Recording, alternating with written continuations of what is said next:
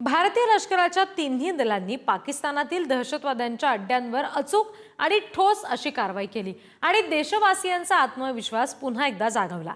आणि याच पार्श्वभूमीवर नाशिकच्या पवित्र गोदावरी तीरावरील एक आगळा वेगळा आणि भावनिक उपक्रम राबवला गेल्याचं पाहायला मिळालं। गंगा गोदावरी माता यांचं ललिता सहस्त्रनामानं कुंकवानं पूजन करण्यात आलं।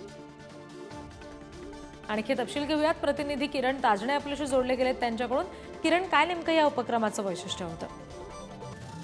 आपल्याला माहिती आहे की पहलगाम या ठिकाणी झालेल्या हल्ल्याच्या पार्श्वभूमीवर भारताकडनं ऑपरेशन सिंदूर राबवण्यात आलं आणि त्यामध्ये विशेष करून ज्या पहलगाम हल्ल्यामध्ये ज्या पर्यटकांचा मृत्यू झालेला होता त्यांच्या अनेक महिलांचं कुंकू पुसल्या गेलेलं होतं। त्यामुळे हे ऑपरेशन सिंदूर अशा स्वरूपाचं नाव देण्यात आलेलं होतं आणि अशा सगळ्या पार्श्वभूमीवर नाशिकच्या गोदातीरी गंगा गोदावरी मातेच्या ललित सहस्त्रनामानं याबाबतचं पूजन करण्यात आलं।